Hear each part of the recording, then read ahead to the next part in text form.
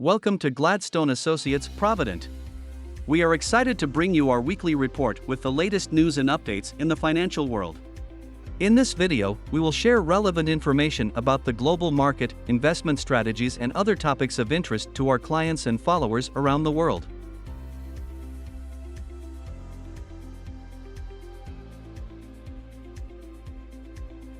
During the week, stock indices posted mixed results. The Nasdaq Composite led thanks to the rise of Alphabet and its artificial intelligence-based search platform, while the Dow Jones Industrial Average lagged due to declining subscribers at Disney+. Financial stocks also underperformed due to tensions in some regional banks. Trading volumes were low. In economic data, consumer prices rose 4.9% in April, below expectations and the slowest pace in 2 years. On the other hand, core inflation remained in line with expectations of a 5.5% increase. However, supercore inflation, which excludes housing costs, registered an increase of 0.1%, the lowest reading in almost 3 years. Fed officials do not appear to be adjusting their inflation and interest rate expectations in response to these data. Banking strains, tightening credit conditions, and the upcoming deadline for raising the debt ceiling are weighing on market sentiment. U.S. Treasury Secretary Janet Yellen has warned that the deadline could be the 1st of June. According to Michael Pinkerton of T. Rowe Price, an extension of the debt ceiling would be conditional on a compromise agreement on spending limits and modest budget concessions from the Democrats, and the debt ceiling could be extended from 18 to 24 months. It is also possible that agreement could be reached on across-the-board budget cuts and that the debt ceiling could be temporarily extended to allow for further negotiations. However, it is unlikely that the debt ceiling will be extended without conditions. Consumer inflation expectations rose, causing stocks to fall and bond yields to rise. Respondents expected annual inflation of 3.2% over the next 5 years, the highest level since 2011. Investment-grade corporate bonds were in demand in Asia, while consumer price data supported the high-yield market.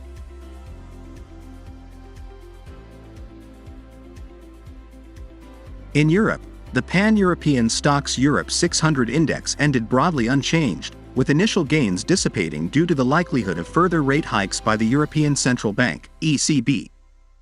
The French CAC 40 fell 0.24%, the German DAX declined 0.30%, and the UK's FTSE 100 lost 0.31%.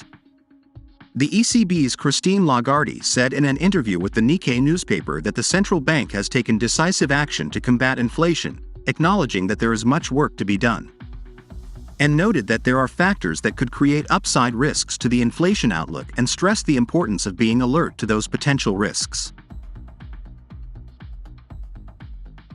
The central bank has acted deliberately and decisively to combat inflation, but acknowledges the need for further progress.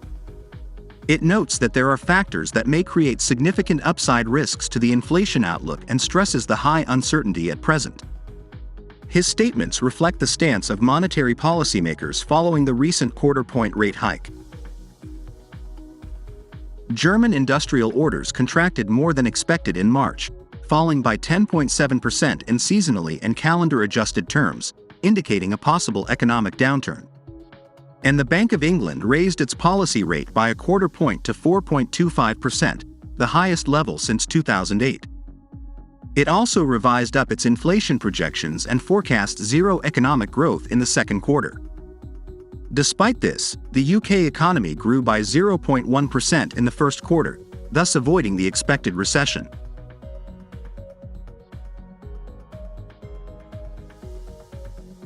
After the Labor Day holiday, Chinese equities experienced a first-week decline on concerns about the strength of the country's economic recovery. The Shanghai Stock Exchange Index retreated 1.86%, the CSI 300 Index fell 1.97%, and Hong Kong's Hang Seng Index declined 2.11% in local currency terms. In April, Chinese exports rose by 8.5%, while imports fell by 7.9% more than expected. These data raise concerns about economic growth, especially after disappointing data on manufacturing and services activity. The official Purchasing Managers' Index for the manufacturing sector unexpectedly contracted in April, the first contraction since December 2022. For the same month of April, indicate that China's consumer prices, CPI, rose by 0.1%, the lowest rate since February 2021, indicating low demand-driven inflation. On the other hand, the Producer Price Index fell by 3.6%, the weakest reading since May 2020. In addition, new bank lending declined, reflecting weaker demand for credit. These data support expectations of an easing of monetary policy by the Chinese central bank. Thank you for watching our video. If you would like to learn more about our services, please feel free to contact us at Gladstone Associates Provident. Also, you can follow us on our social networks to stay up to date with our latest news and updates.